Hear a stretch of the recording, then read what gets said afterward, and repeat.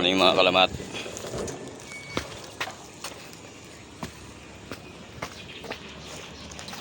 Yan. Pasok po ulit tayo. Kahit wala po tayong inaasahang sahod. Hindi ko alam bakit nagtatrabaho pa rin ako ng wala akong inaasahang sahod.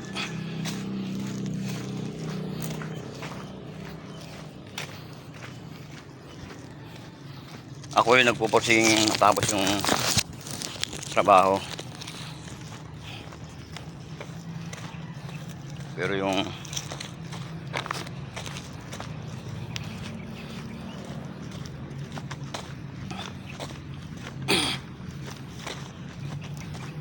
shoutout po sa 1,406 na subscriber. Hindi ko na kayo masaysa pero alam niyo naman yan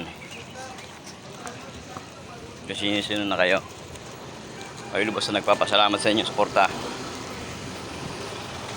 Nagpapasalamat sa patuloy ninyong pagbibigay sa ng subscriber. At kay Mita sa YouTube, maraming salamat sa YouTube.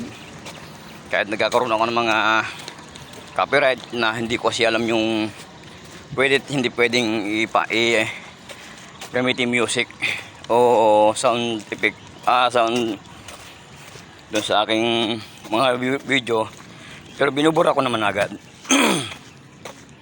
Wala namang intention na mag copyright ako.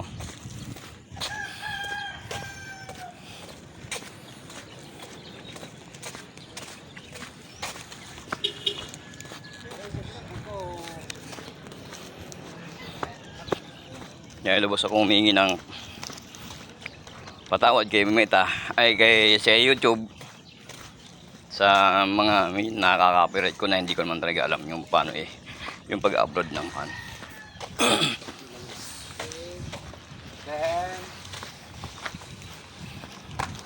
Hindi ko naman alam hindi ko naman sinasadya yun.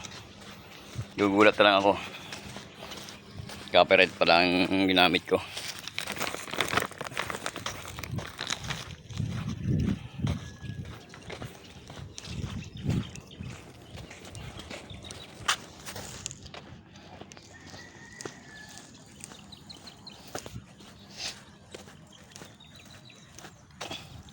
Yun yung housing ni PBBM ni Presidente Bongbong Marcos. Yung building na yan proyekto ng gobyerno yan. Yan proyekto ni PBBM. Yung building na yan, hindi lang isa yan, 4 na yan. Bali 24 building dito tatayo dyan, 4 pa lang na yung nagagawa. Yung area na may tower crane, lalagyan pa yon. Pero hindi pa yata mag-i-start pa lang. Pero sa bandang Maynila, sa bandang Tondo, mayroon din doon. Proyekto rin ng pamahalaan ni Presidente Bongbong Marcos. Kaya yung mga haters na mga walang tigil ng paninira sa ating gobyerno, wag na po. Huwag na kayo magpatuloy manira. Tulungan na lang po natin ang gobyerno natin. Kasi pag natulungan yung gobyerno natin, maraming mga kaginabang na mamamayan na malilit na tao tulad natin. Yun na lang po magiging routine ko araw-araw. Hindi na po ako magmumura doon sa kuhan. Kasi po dito ako gumagawa ngayon. Dito ako nagtatrabaho ngayon sa proyekto ng gobyerno PBBM. Ito pala yung proyekto na to, proyektong hindi ginasusan ng gobyerno. Di ba? Saan pa kayo? May proyekto ang Pangulong Bongbong Marcos, pero hindi sa gobyernong pera. Oh, nasaan yung konsensya at puso ninyo mga haters kayo, mga di ba? Kaya sana magtulungan na lang tayo. Huwag na tayong magbanatan. Kasi huwag na tayong away-away, ganun, wala nang kwenta. Maraming mga tao kasi na ayaw nila ng kaunlaran. Gusto nila ang bayan natin lubog pa rin.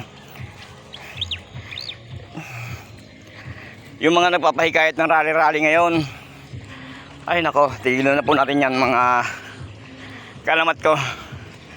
Ito maalamat na kasaysayan daw. Kasi saan ka nakakita ng Pangulo nagpatayo ng ganitong babahay na hindi gumamit ng pera ng gobyerno, di ba?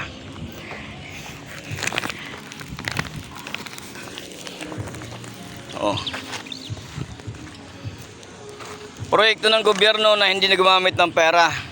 Pera ng pamahalaan natin, pera ng taong bayan. Saan ka makakita ng ganun, di ba? Yun na lang po natin, tulungan na lang po natin ng gobyerno. Maraming salamat po. Good morning po sa inyo lahat. Alamat TV, like, share, and subscribe. Salamat po kay YouTube. Sana patuloy niyo po ang suportahan. Humingi po ng patawad sa mga pagkakamali ko. Lalo nakaka-copyright man ako.